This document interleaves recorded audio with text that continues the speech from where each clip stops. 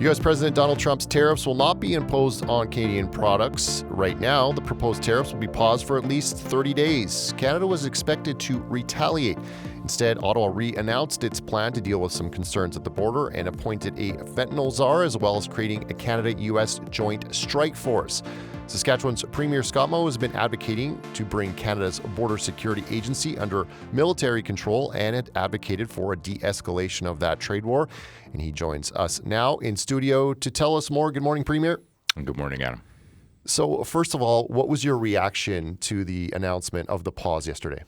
Oh, very positive. I was actually just in the process of doing a CBC interview with David Cochrane as we were chatting, and the tweet came out, and so it was very positive. And I was hopeful that we would get there.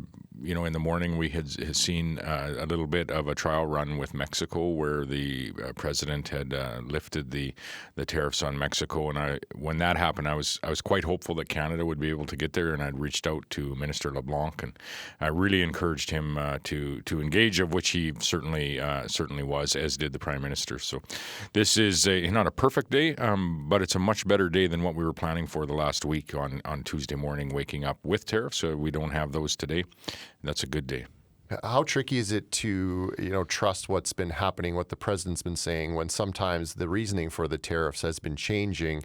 We've heard it from fentanyl to potential trade deficit problems to Buy American, even talking about making Canada the 51st state. How do you deal with that? We're going to hear talk like that for the foreseeable future, and unfortunately, we're going to have to look through that.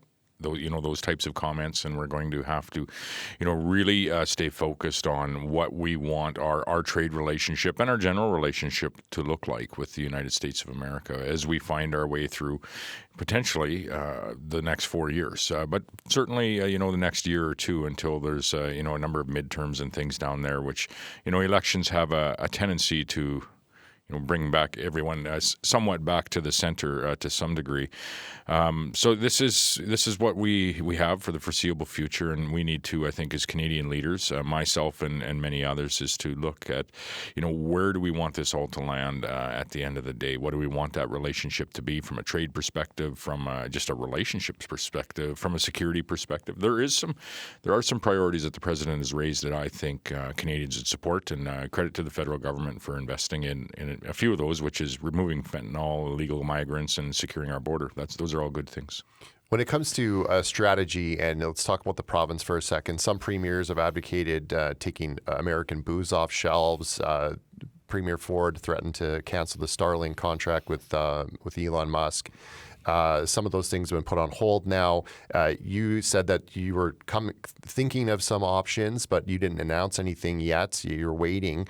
What are some of the options that Saskatchewan's weighing if this continues and if the tariffs are implemented after a 30-day period? Yeah, so removing U.S. liquor from our wholesaler here in Saskatchewan is, that's largely kind of a figurative action. It really isn't going to make an impact from a dollars and cents perspective. There'd be a few potential, I think, U.S. Distilleries and things that wouldn't care for it. But when you get into procurement, whether it be service procurement or actual construction procurement, that starts to really have an impact. And there are some other things that we're potentially looking at, but and we're assembling that list. And I think every province in the federal government is as well.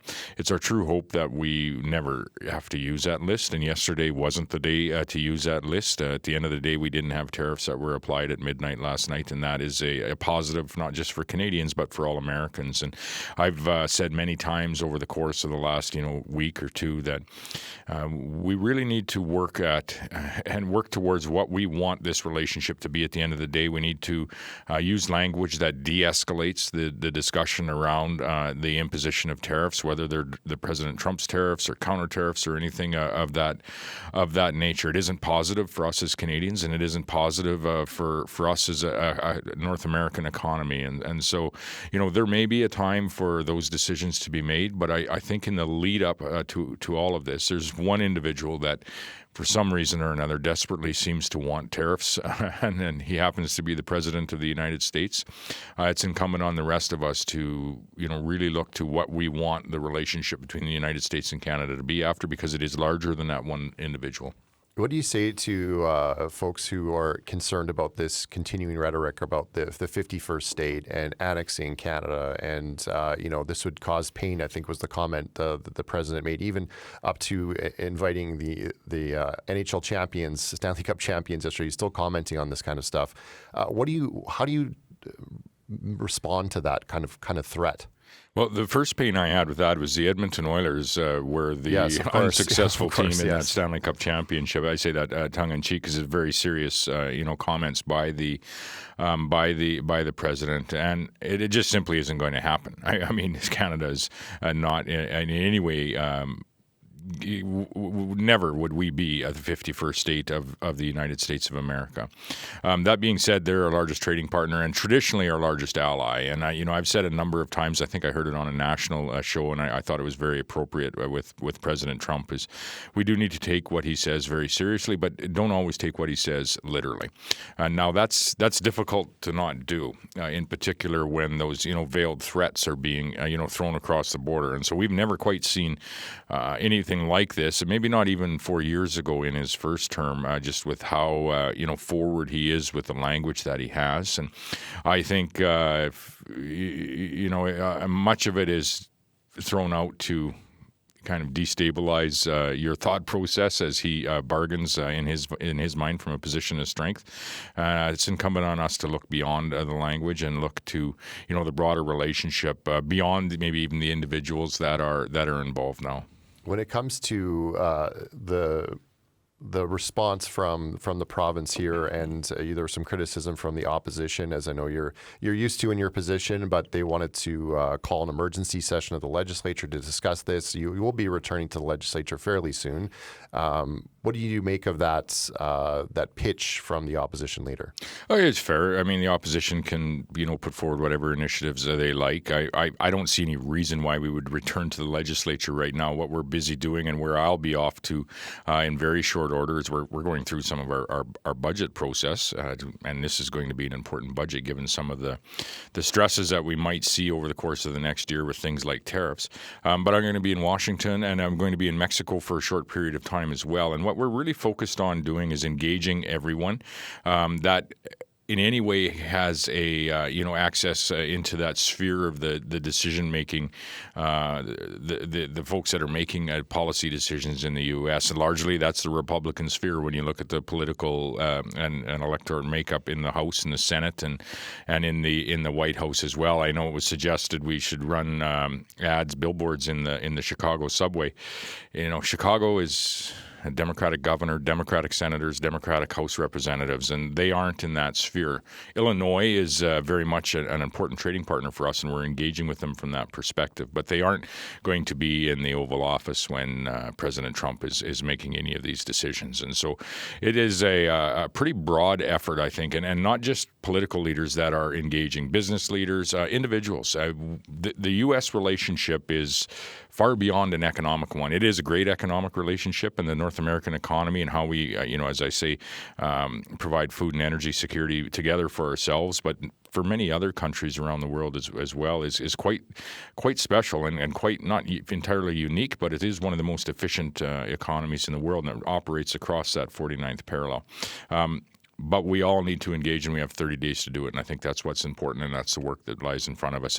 This is not a time to be in the legislature. This is a time to be in front of policymakers and people that are involved with that broader continental relationship. Speaking of those policymakers, I saw Senator Grassley post on social media pleading directly to the president to lower the potash tariff specifically to 10%. Now that's off the table at the moment, but you're seeing even members of the Republican leadership telling President Trump that things like potash, which we export in great number all around the world, would hurt farming, would cause prices to go up. Is that a lever that you have when you head down to Washington?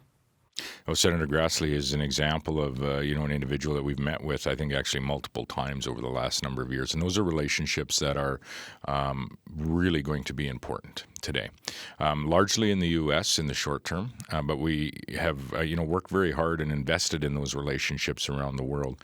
And as we find our way through to this relationship with our largest trading partner and what traditionally has been our greatest ally, we also need to have an eye to further diversifying our export access around the world. That's been a focus of our government for as long as I've been involved, and I think in particular a focus of the government since I've been the premier and the leader of the party.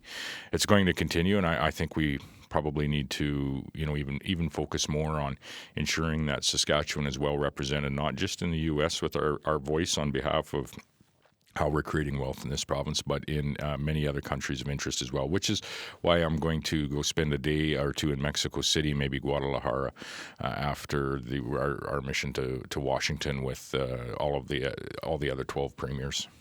Premier, do you have a message for the people of Saskatchewan around buying Canadian products, supporting local businesses in this uncertain time? Yeah, I would say two messages. There's going to be a lot of political rhetoric that will fly around over the foreseeable future, but please look past that.